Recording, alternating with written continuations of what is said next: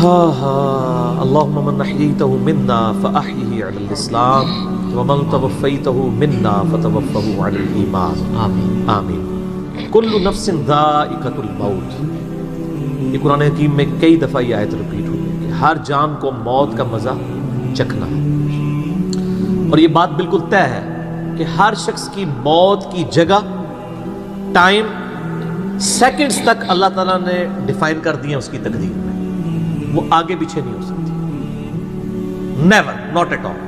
اور یہ جو بخاری مسلم میں آیا نا کہ جو شخص چاہتا ہے کہ اس کی عمر دراز کر دی جائے، اس کے رزق میں فراوانی ہو، وہ اپنے رشتہ داروں کے ساتھ حسن سلوک کرے، تو یہ بھی تقدیر میں لکھا ہوا ہوگا کہ اس کی عمر ہے 60 سال، لیکن یہ اپنے رشتہ داروں کے ساتھ حسن سلوک کرے گا، اللہ تعالیٰ اس کی عمر 70 سال کر دے گا، وہ بھی لکھا ہوگا، وہ 70 ہی ڈیفائن ہوئی ہے، وہ 60 کا 70 بننے کے بعد جو 70 ہے وہ اللہ تعالیٰ نے لکھا ہوا ہے، ٹھیک ہو گیا جی؟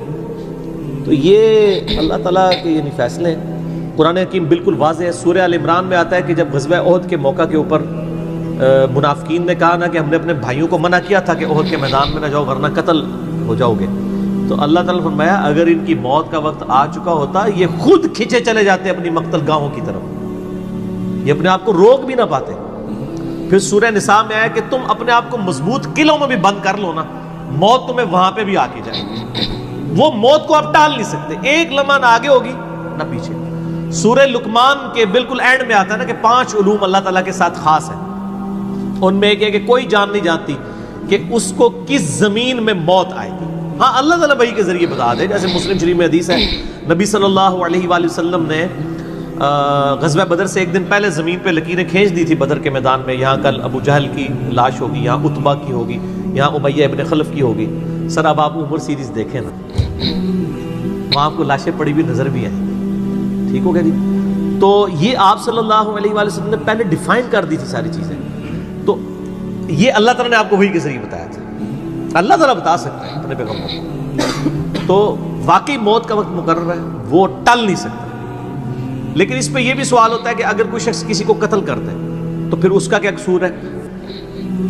وہ اللہ تعالیٰ کا ایک قانون ہے، اس نے مرنا تو تھا، اس میں کوئی شک نہیں ہے، لیکن دنیا میں اللہ تعالیٰ نے رولز اور ریگولیشن کے ساتھ دنیا کو جوڑا ہوا ہے۔ سورۃ البقرہ میں آیا کہ قصاص میں انسانیت کی زندگی ہے، سورۃ المائدہ میں آیا جس نے ایک جان کو ناحق قتل کیا اس نے پوری انسانیت کو قتل کیا، اور جس نے ایک شخص کی جان بچائی پوری انسانیت کی جان بچائی۔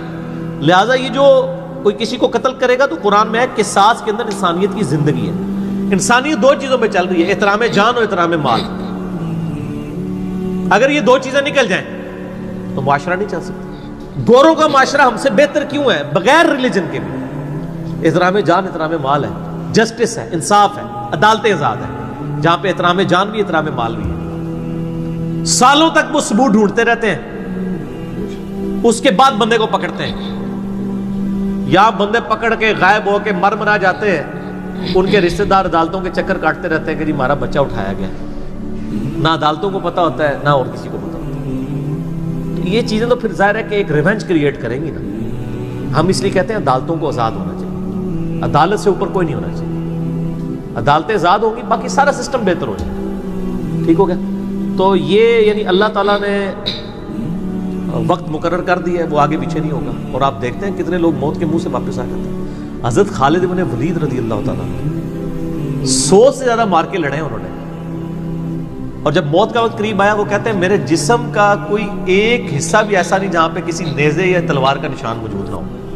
یہ عمر سیریز میں انہوں نے ان کی موت کا وقت فلمایا ہے، ابو دردہ ان کے پاس بیٹھے ہوئے ہیں اور وہ کہتے ہیں دیکھ لو اگر موت میدان جنگ میں آنی ہوتی نا ابو دردہ تو میرے جسم کا ایک حصہ بھی ایسا نہیں جہاں پہ کوئی زخم نہ ہو، اور میں ایک بوڑھے اونٹ کی طرح بستر مرگ پہ مر رہا ہوں۔ میدان جنگ میں نہیں شہادت ملی، شہادت اتنی آسانی سے نہیں مل جاتی انسان کو، وہ اللہ تعالیٰ جس کے لیے ڈیفائن کرے گا۔ باقی یہ کہ اللہ تعالیٰ نے ان کو ایک فضیلت دی کہ وہ اللہ کی تلوار تھے، ظاہر تلوار تو ٹوٹ نہیں سکتی تھی، تو جو لوگ اللہ کے لیے زندگی گزارے وہ عام حالت میں بھی مرے اللہ تعالیٰ ان کو شہادت کا رتبہ عطا فرما دیتا ہے۔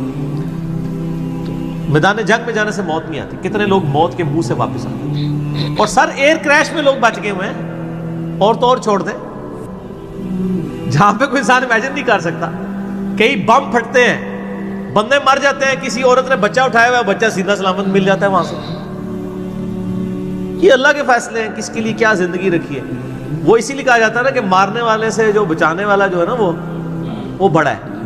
یعنی وہ ویسے تو مارنے والا بھی اللہ ہی ہوتا ہے، لیکن وہ اس حوالے سے کہا جاتا ہے کہ دنیا میں اگر کوئی سمجھتا ہے نا کسی شخص کو مار سکتا ہے تو، اور اگر اللہ نے اس کی موت نہیں لکھی ہوئی تو نہیں ہے. موت انسان کی زندگی کی حفاظت کرتی ہے سر. میری سب سے بڑی محافظ میری موت ہے. اگر میری موت لکھی ہوئی ہے نا 2050 کے اندر، پوری دنیا مل کے بھی مجھے 2049 میں بھی نہیں مار سکتی. آج 2018 میں تو تصور بھی نہیں. اور اگر میری زندگی لکھی ہوئی ہے 2018 میں ختم ہونی، چاہے وہ ایئر کریش کے اندر ہو، چاہے وہ ہارٹ فیٹ کے ذریعے ہو، چاہے وہ گردوں کے فیلئر کے ذریعے ہو، چاہے برین ہیمریج کے ذریعے ہو، کسی بھی ذریعے سے ہو، تو کوئی اسے بڑھا نہیں سکتا. دیکھ لینا آپ پچھلے دنوں کتنا بڑا ایک واقعہ ہوا ہے. یعنی ہمارے پاکستان میں 3 ٹائمز جو پرائم منسٹر رہے ہیں نواز شریف صاحب، ان کی بیوی 1 سال سے زیادہ وینٹیلیٹر کے اوپر رہی ہے. ان کے پاس پیسے کی کوئی کمی تھی؟ علاج کرانے کا کوئی ایشو تھا؟ سب کچھ کروایا ہے، بچا سکے؟ نہیں. غریب آدمی تو کہتا ہے پیسے ہوتے تھے شاید بچ ہی جاتا. سر جن کے پاس پیسے ہیں وہ بچا کے بتاتے ہیں. موت کا وقت لکھا ہوا ہے سر، کوئی نہیں ٹال سکتا. صرف پیغمبر کے بارے میں بخاری مسلم میں آتا ہے، عائشہ کہتی ہیں کہ نبی صلی اللہ علیہ وآلہ وسلم فرمایا تھا کہ اللہ تعالیٰ انسان جو پیغمبر ہوتا ہے نا اس کے اوپر یہ آپشن رکھتا ہے کہ وہ چاہے تو ہمیشہ کے لیے زندہ رہے، چاہے اسے موت آ جائے. پیغمبر کے علاوہ کسی اور کے لیے یہ فضیلت نہیں ہے. اور کہتی ہیں کہ بخاری مسلم دونوں میں نے وفات النبی پہ مسئلہ 163 بھی ریکارڈ کروایا، اس میں میں نے بتایا تھا کہ عائشہ کہتی ہیں نبی صلی اللہ علیہ وآلہ وسلم اپنے موت کے وقت بار بار اوپر سر مبارک یعنی اٹھاتے تھے اور کہتے تھے اللہم الرفیق الاعلیٰ. تو کہتی ہیں میں نے جان لیا کہ حضور اپنی صحت مند زمانے میں کہا کرتے تھے کہ موت کے وقت نبی کے اوپر پیش کیا جاتا ہے، چاہے تو وہ دنیا میں رہے چاہے اسے موت آ جائے. تو مجھے لگتا ہے کہ نبی علیہ السلام پہ اس وقت آفر وہ پیش کی جا رہی ہے اور آپ کہہ رہے ہیں اللہ مجھے رفیق الاعلیٰ کے ساتھ ملا لے. تو میں نے کہا مجھے اب پتہ چل گیا کہ آپ صلی اللہ علیہ وسلم کو یعنی وفات ہو جائے گی آپ کی. یہ نبی کے لیے خاص ہے اور کسی کو کوئی آپشن نہیں ملتا. وہ بخاری مسلم میں موجود ہے نا حدیث، حضرت موسیٰ علیہ السلام کے پاس حضرت اسرائیل علیہ السلام. اسرائیل کا لفظ تو یعنی تفسیر تبری میں اور یہودیوں کے ہاں ملتا ہے، یہ بین اہل سنت کے ہاں بھی رناؤنڈ ہے. اصل میں لفظ ہے ملک الموت. دونوں لفظ ٹھیک ہے. ملک الموت علیہ السلام حضرت موسیٰ علیہ السلام کے پاس گئے، انہوں نے آگے سے تھپڑ مار دیا، ان کی آنکھ نکل گئی، انسانی شکل میں آئے تھے. تو وہ اللہ تعالیٰ کے پاس شکایت لے کے گئے کہ تو مجھے اس شخص کے پاس بھیج رہا ہے کہ جو مرنا نہیں چاہتا. اللہ تعالیٰ نے فرمایا اس کو جا کے کہو کہ تم جو ہے وہ بیل کی پشت کے اوپر ہاتھ رکھو، تمہارے ہاتھ کے نیچے جتنے بال آ جائیں گے نا اتنے سال بھی زندگی تمہاری اور بڑھا دی جائے، سینکڑوں سال. تو حضرت موسیٰ نے کہا اس کے بعد ان کا اس کے بعد موت. کل نفس ذائقۃ الموت، موت تو سب کو آنی ہے، ایک ہی ہے جسے موت نہیں آنی. یا حی یا قیوم برحمتک استغیث، اے خود سے زندہ اور ہر چیز کو تھامنے والے، باقی وہ سب کو موت آنی ہے. تو انہوں نے کہا پھر بعد میں آنی ہے تو ابھی کیوں نہیں؟ موت نہیں کوئی ٹال سکتا سر، ورنہ پیغمبروں کے لیے ٹل جاتی ہے. وہ پیغمبروں کو جو آفر بھی لگائی گئی ہے وہ یہ نہیں ہے کہ ہمیشہ زندہ رہیں گے، نہیں، قیامت ہے، قیامت میں تو سب کو موت آ ہی جانی ہے. ٹھیک ہے نا. اور پھر ایک وہ وقت بھی ہوگا جب اللہ تعالیٰ پوچھے گا لمن الملک اليوم، تو کوئی جواب دینے والا نہیں ہوگا، سب کو موت آ چکی ہوگی، سارے فرشتے، جنات، انسان، مخلوقات. اللہ خود ہی جواب دے گا للہ الواحد القہار. سورہ المومن میں آتا ہے آج کے دن اس واحد قہار کی حکومت ہے. پھر اللہ تعالیٰ پوچھے گا کہاں ہے آج وہ جابر حکمران، بڑے بڑے بادشاہ کدھر ہیں؟ تو اللہ کے لیے کوئی مسئلہ ہے کسی کو یعنی پلک جھپکنے میں مسل دینا؟ تو موت اللہ تعالیٰ نے ڈیفائن کی. اور موت کیا، آپ کو جو تکلیفیں پہنچتی ہیں سر وہ بھی ڈیفائنڈ ہے. قرآن میں وَلَنَبْلُوَنَّكُمْ بِشَيْءٍ مِّنَ الْخَوْفِ وَالْجُوعِ وَالنَّقْصِ مِّنَ الْأَمْوَالِ وَالْأَنفُسِ وَالثَّمَرَاتِ. ہم ضرور تمہیں آزمائیں گے تھوڑے سے خوف سے، بھوک سے، جان اور مال میں نقصان سے، پھر چیک کریں گے کون ہے صبر کرنے والا. اور جو صبر کرنے والا ہے اذا اصابتهم مصیبت قالوا انا للہ وانا الیہ راجعون. تو پھر ان لوگوں کے ساتھ اللہ تعالیٰ ہوتا ہے جو کہتے ہیں ہم بھی اللہ کی طرف سے آئے تھے، اللہ کی طرف چلے جائیں گے، یہ تکلیف بھی آئی تھی الٹیمیٹلی تو چلی جائے گی نا. ان اللہ مع الصابرین، اللہ تعالیٰ صبر کرنے والوں کے ساتھ ہے. اس حوالے سے ایک آیت قرآن حکیم کی بڑی کریٹیکل ہے، مجھے ضمناً یاد آ گئی، سورہ الحدید کے اندر ہے. بہت کرٹیکل آیت ہے، اور یہ ٹاپک قرآن حکیم میں صرف سورہ الحدید کے اندر ہی ایڈریس ہوا ہے، اور جس طریقے سے یہ شد و مد کے ساتھ بیان ہوا ہے نا، آیت نمبر 22-23، اعوذ باللہ من الشیطان الرجیم، ما اصاب من مصیبت فی الارض، کوئی مصیبت بھی زمین میں نہیں آتی، ولا فی انفسکم، اور نہ تمہاری جانوں میں، یعنی زمین پہ جتنے زلزلے آتے ہیں، طوفان آتے ہیں، سونامی آتے ہیں، قحط پڑتا ہے، یہ جتنے بھی عذاب آتے ہیں یا تکلیف آتی ہیں، اور نہ تمہاری جان میں، یعنی کسی کو کینسر ہوتا ہے، کسی کے گردے فیل ہوتے ہیں، کسی کی آنکھ ضائع جاتی ہے، کسی کے اوپر فالج کا اٹیک ہو جاتا ہے، کسی کو ہارٹ اٹیک ہوتا ہے، اللہ تعالیٰ فرماتا ہے یہ ساری تکلیف چاہے زمین پہ ہیں یا تمہاری جانوں پہ ہیں، الا فی کتاب من قبل ان نبرأها، وہ تو پہلے ہی ہم نے لوح محفوظ پہ لکھی ہوئی ہیں، اس سے پہلے کہ ہم ان کو بھیجے، ڈیفائن ہے، ہونا ہے کہ فلاں تاریخ کو اتنے بجے اس کے ساتھ یہ ہوگا، یہ ڈیفائن ہے۔ ان ذالک علی اللہ یسیر، بے شک یہ اللہ کے لیے بہت آسان ہے، ٹینشن نہیں لینی کہ یار یہ کیسے ہو سکتا ہے کہ پہلے ہی پتا ہو، اربوں انسانوں کے ساتھ اربوں واقعات، اور صرف انسان نہیں باقی مخلوقات کے ساتھ، اللہ فرماتا ہے میرے لیے تو آسان ہے، لیکن اس کی ریزن بتائیے کیوں ہے، لِكَيْ لَا تَأْسَوْا عَلَى مَا فَاتَكُمْ، یہ ہم نے اس لیے کیا تاکہ جو تم سے بات، جو نعمت تم سے چھن جائے تم اس کے اوپر افسوس نہ کرو، وَلَا تَفْرَحُوا بِمَا آتَاكُمْ، اور نہ تم شیخی بگاڑو جو تمہیں نعمت ملے اس کے اوپر، اچھائی ملے تو یہ نہ کہو بڑا میرا کمال ہے، وہ تقدیر میں تھی، ملنی تھی، اور اگر کوئی چیز چھن جائے تو افسوس نہ کرو، واللہ لا يحب كل مختال فخور، اللہ تعالیٰ کو شیخی بگاڑنے والے پسند نہیں ہے۔ یہ آیت نمبر 22-23 بتا رہی ہے سورۃ الحدید کی کہ زمین و آسمان پہ جتنی بھی تکلیف انسانوں پر، جنات پر، جانوروں پر آتی ہیں وہ ڈیفائنڈ ہے، اور انہی تکلیف میں سے ایک بڑی تکلیف موت ہے، وہ بھی ڈیفائنڈ ہے، وہ کوئی ٹال نہیں سکتا، کوئی کسی کی موت کو ٹال نہیں سکتا، اور نہ کوئی کسی شخص کو موت دے سکتا ہے۔ آپ دیکھیں لوگوں نے کتنی کتنی ایفرٹس کی ہیں، خود ہمارے نبی صلی اللہ علیہ وآلہ وسلم پہ کس قسم کی ایفرٹس کی گئی ہیں، اللہ تعالیٰ نے آپ کو کس طریقے سے مکے سے نکال کے مدینے تک پہنچا دیا، اور وہ بخاری مسلم میں بڑی مشہور حدیث ہے، آپ تو درخت کے نیچے آرام کر رہے تھے، تلوار سائیڈ پہ لٹکائی ہوئی تھی، ایک عرابی آیا دشمن، اس نے موقع غنیمت جانا کہ آپ سوئے ہوئے ہیں، اس نے تلوار اٹھائی اور نبی صلی اللہ علیہ وسلم کے یہاں پہ رکھ دی اور کہا محمد آج تجھے میرے ہاتھوں سے کون بچائے گا؟ تو نبی صلی اللہ علیہ وسلم نے کوئی کانفیڈنس لوز نہیں کیا، ان کو پتا تھا والذی ارسل رسولہ بالہدی ودین الحق لیظہرہ علی الدین کلہ، اللہ نے اپنے نبی کے پیچھے اللہ ہے، ان کا اللہ بچائے گا، اللہ جب سنا اس کے ہاتھ کانپنے شروع ہو گئے، اس کے ہاتھ سے تلوار ہی گر گئی، نبی علیہ السلام نے وہ تلوار اٹھائی اور کہا اب تجھے میرے ہاتھوں سے کون بچائے گا؟ یہ بخاری مسلم دونوں میں یہ واقعہ، اس نے کہا آپ تو معاف فرمانے والے ہیں، درگزر فرمانے والے ہیں، تو یعنی آپ کے وہ حسن اخلاق سے پھر متاثر ہوا، مسلمان ہو گیا۔ مسئلہ یہ ہے کہ یہ کانفیڈنس آپ کو ہونا چاہیے۔ بخاری مسلم میں حدیث ہے کہ غزوہ حنین کے موقع پر کچھ صحابہ کی زبان سے نکل گیا کہ بدر میں تو 313 تھے، غالب آ گئے تھے، آج تو ہم 12,000 ہیں، کافر تو بڑے تھوڑے ہیں، اور یہ ذکر سورۃ الانفال میں آیا غزوہ حنین کا، یہ فتح مکہ کے بعد بھی ہوئی تھی یہ جنگ، مشرکین عرب سے آخری جنگ قبیلہ حوازن کے خلاف۔ اللہ کا ماتا جب تم نے یہ جملہ بولا نا پھر تمہیں بھاگنے کی جگہ نہیں ملتی تھی، حوازن کے لوگوں نے جب تیر چلائے تو 12,000 میں سے صرف 80 بندے نبی علیہ السلام کے ساتھ رہ گئے، باقی سب بھاگ گئے۔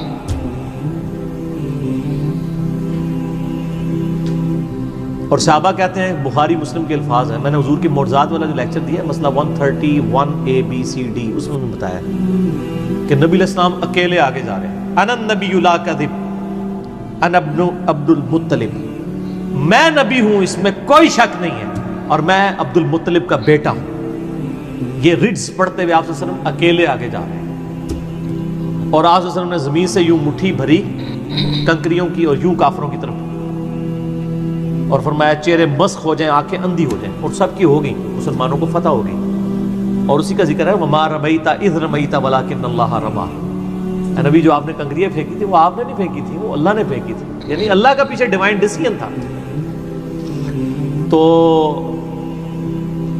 کافروں کے خلاف فتح ہو گئی مسلمان، یعنی نبی علیہ السلام کا کانفیڈنس لیول یہ تھا کہ اکیلے جا رہے ہیں، یہ نہیں دیکھ رہے کہ ہزاروں لوگ میرا ساتھ چھوڑ گئے ہیں، اکیلے فرنٹ سے لیڈ کر رہے ہیں. تو جن لوگوں کو یعنی اللہ پر یقین ہوتا ہے نا ان کی یہی حالت ہوتی ہے، اور یہی صحابہ کرام کا یعنی یقین کامل تھا. اس لیے آپ دیکھیں نا، آپ عمر سیریز میں دیکھیں گے حضرت خالد بن ولید جنگ یمامہ میں جب مسلمانوں کو شکست ہونے لگتی ہے اکیلے آگے جاتے ہیں. جنگ یرموک میں بھی ایسے ہی کرتے ہیں. تو جن کو اعتماد ہوتا ہے نا وہ پھر فرنٹ سے لیڈ کرتے ہیں کہ موت ٹال نہیں سکتی. موت کیا، تکلیف بھی جو آپ کو پہنچنی ہے، اور سر اسی کے ساتھ آپ زندگی گزار سکتے ہیں. اس کے بغیر آپ زندگی نہیں گزار سکتے، کڑ کڑ کے مر جائیں گے. آپ کس اس چیز کو کیٹر فار کر سکتے ہیں؟ ہم یقین کریں صبح اسکول بچوں کو بھیجتے ہیں تو دعائیں پڑھتے رہتے ہیں. کیا ہو سکتا ہے؟ ایکسیڈنٹ ہو سکتا ہے، وہاں پہ بچہ جھولے سے گر سکتا ہے، کسی کی ہڈی ٹوٹ سکتی ہے، کان پٹی پہ لگ جائے ڈیتھ ہو سکتی ہے. یار اتنی چیزوں کو کون کاؤنٹر فار کر سکتا ہے؟ اللہ. تو اللہ پہ توکل کریں، اور جب تکلیف آ جائے انا للہ و انا الیہ راجعون. صحیح مسلم میں حدیث ہے، نبی صلی اللہ علیہ وآلہ وسلم نے فرمایا جو شخص تکلیف کے وقت فوراً پڑھ لے انا للہ و انا الیہ راجعون اللہم اجرنی فی مصیبتی واخلف لی خیرا منہا، اللہ تعالیٰ اس کو اس کا بہتر نعم البدل عطا فرما دے گا. میرے یوٹیوب پہ کلپ بھی ہے اس دعا کے اوپر، مصیبت اور پریشانی کے حوالے سے یعنی بہتری کے لیے دعا، یہ کر کے لکھیں تو آپ کو کھل جائے گا. یہ آپ کو مشکات میں کتاب الجنائز چیپٹر میں پہلی جلد میں دعا مل جائے گی صحیح مسلم کے حوالے سے. ام سلمہ کہتی ہیں کہ جب میرا خامن فوت ہوا تو میں نے یہ فوراً دعا پڑھ لی، انا للہ و انا الیہ راجعون، ہم بھی اللہ کی طرف سے ہیں، اس کی طرف لوٹ کے جانے والے ہیں. اللہم اجرنی فی مصیبتی، اے اللہ مجھے اس مصیبت میں بہتر اجر عطا فرما، واخلف لی خیرا منہا، اور مجھے اس سے بہتر بدلہ عطا فرما. کہتی میں دل میں سوچ رہی تھی کہ اس سے بہتر مجھے خامد کیسے مل سکتا ہے؟ ابو سلمہ سے بہتر تو انسان حضور کے صحابہ میں بھی کوئی نہیں ہے. عدت گزاری تو نبی علیہ السلام نے رشتے کا پیغام بھیج دیا، ام المومنین بن گئی. اور ہماری وہ ماں ہے جو سب سے آخر میں فوت ہوئی ہیں، واقعہ کربلا کے بھی بعد فوت ہوئی ہیں ام سلمہ. واقعہ کربلا ان کی زندگی میں ہوا ہے، ام سلمہ رضی اللہ تعالی عنہا. تو یہ دعا یاد کریں، انا للہ و انا الیہ راجعون. اتنا حصہ تو قرآن میں ہے، باقی صحیح مسلم میں اللہم اجرنی، اللہم اجرنی، یہ جھٹکے سے پڑھنا ہے. اللہم اجرنی فی مصیبتی واخلف لی خیرا منہا. تو باقی ہم تو دعائیں کر سکتے ہیں، باقی صبح شام کے اذکار ہیں، اللہ کی طرف رجوع لائیں، وہ اتنی چیزوں کی حفاظت کرنے والا ہے. باقی سب سے بڑی تو حفاظت یہ ہے جو سورہ غافر میں، سورہ المومن میں آیا کہ اصل میں کامیاب وہ ہوا جو دوزخ کی آگ سے بچا لیا گیا. سر دنیا میں آپ کو کوئی کتنا عذاب دے لے گا، الٹیمیٹلی تو موت آ کے آپ کو آزاد کر دے گی. جب فرعون کے دربار میں وہ جو جادوگروں نے کلمہ پڑھ لیا تھا تو اس نے کہا تم نے میری اجازت کے بغیر پڑھ لیا، میں تمہیں تمہارے مخالف سمت کے ہاتھ پاؤں کٹوا کے تمہیں سولی پہ چڑھا دوں گا. تو انہوں نے کیا کہا تھا؟ انہوں نے کہا تو جو کچھ دے گا دنیا کی زندگی میں عذاب دے سکتا ہے نا، کوئی شخص کسی کے مرنے کے بعد تو اسے عذاب نہیں دے سکتا نا. وہ لاش تو وہ لاش ہی پڑی ہے نا، اصل چیز تو روح تھی نا. تو تیرا اختیار تو دنیا کی زندگی تک ہے. تو یہ کانفیڈنس لیول ہونا چاہیے کہ کوئی کسی شخص کو کتنی تکلیف دے لے گا، موت تو پھر بہرحال تکلیف سے آزادی کا ذریعہ بن جائے گی. اگر پھر اللہ کی مرضی کی زندگی گزاری ہے تو آزادی کا ذریعہ ہے، ورنہ اب تو کہتے ہیں کہ مر جائیں گے، مر کے بھی نہ چین پائے تو کدھر جائیں گے. تو سر یہ لوگ تو کہہ دیتے ہیں نا مر گئی تو جان چھٹی، نہ، مرنے تو بعد جان پھڑی گئی. چھٹی اس کی جس نے دنیا اللہ کی مرضی کی گزاری، جس نے دنیا اپنی مرضی کی گزاری تو اس کی جان تو پھر مرنے کے بعد اور پھنس گئی. ٹھیک ہو گیا جی. تو موت کا وقت مقرر ہے، کوئی نہیں ٹال سکتا.